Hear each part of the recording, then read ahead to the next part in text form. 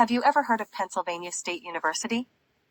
It is said to be haunted by the spirit of a girl named Betsy Aardsma, who was secretly murdered in the university library on November 18, 1969. She tragically lost her life at the young age of 22, and her killer remains unidentified to this day, making her murder one of many unsolved mysteries. Betsy, whose full name was Elizabeth Ruth Betsy Aardsma, was the second of 4 children in the Aardsma family, growing up in a middle-class home. She was born in Holland, Michigan. Her father, Richard, worked as a tax auditor for the Michigan State Treasurer, and her mother, Esther, was a homemaker. Betsy Aardsma was an intelligent, happy, and kind-hearted girl, beloved by everyone who knew her. She had a talent for poetry from a young age and was passionate about it. She had many friends, and her life's ambition was to help others, driven by her compassion for the disabled and her liberal beliefs. In 1969, Betsy was studying at the University of Michigan. Unfortunately, during that time, the university was plagued by a serial killer known as the Co-ed Killer, who had murdered several girls on campus, causing fear among students who worried about being his next victim. The media extensively covered his actions, adding to the natural concerns of Betsy's parents. However, they breathed a sigh of relief when their daughter informed them that she had decided to transfer to another university. That university turned out to be Pennsylvania State University, also known as Penn State, where she enrolled in a master's program in English in early October 1969. She chose this university to be closer to her boyfriend, David Wright, who was studying at the Penn State College of Medicine.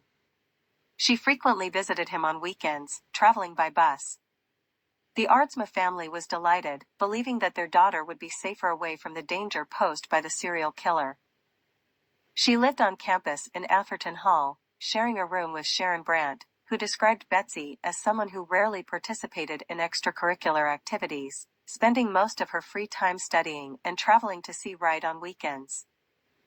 On the afternoon of November 28, 1969, Aardsma and Brandt left their residence to visit the Penn State Library. They separated along the way and planned to meet later. At around 4 p.m., Betsy talked to one of her professors, Nicholas Jakovsky, and told him she intended to find the Stack building, commonly referred to by students as the Stacks. Shortly afterward, she encountered 2 friends, had a brief conversation with them near the library entrance, and then continued on her way. At around 4:30 p.m., while searching for information, she wandered to the 2nd floor into an isolated area with low ceilings, narrow staircases, and dim lighting.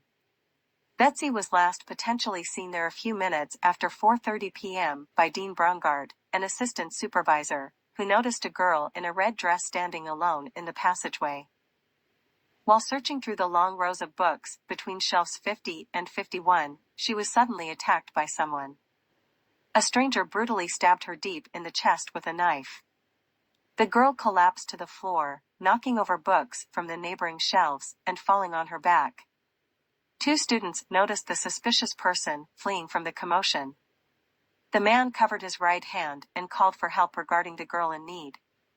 One of the students described him as wearing khaki pants, a tie, and a sport coat, about 180 centimeters tall and weighing around 60 kilograms. The suspect led the students to Betsy, who was lying on her stomach amidst scattered books and loosened metal shelves. While one of them checked for a pulse, the other discreetly followed the man, who had meanwhile left the scene. Unfortunately, he couldn't catch up with the suspect, who was last seen heading toward one of the university halls. Subsequent police appeals for the man who called the students to assist the injured girl went unanswered, and the mysterious man was never identified. During the pursuit by the first student, the second attempted to provide first aid to Betsy. After a while, a random group of people, including a librarian, joined him. At around 5:01 p.m., the campus hospital was called with information about a girl fainting in the library. Student paramedics arrived a few minutes later, taking over the cardiopulmonary resuscitation. Unfortunately, at that moment, no one realized the gravity of the situation. The fact that her dress was soaked with blood, which was draining from her body, made it difficult to discern the severity of the situation. Her clothing, a white sweater under the mentioned red dress, was made of thick material suitable for November weather, which initially concealed any tears. Moreover, the blood escaping from her body blended with the color of the dress. None of those present considered the dramatic scenario that had just unfolded moments earlier because, at the time of the attack, it was thought that she had fainted or collapsed due to a medical condition, perhaps a seizure. It was only after Betsy was transported to the University Health Center that an older staff member noticed blood soaking through her clothes and ordered the cessation of resuscitation efforts. At 5:19 p.m., a doctor declared Betsy dead. The Pennsylvania State Police assigned around 30 investigators to examine Betsy's murder.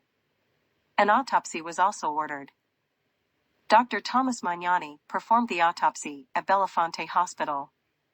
He concluded that Betsy had been killed by a single stab wound that pierced her sternum, heart, and pulmonary artery, causing extensive bleeding into her chest cavity, ultimately drowning her in her own blood. Her death occurred within 5 minutes.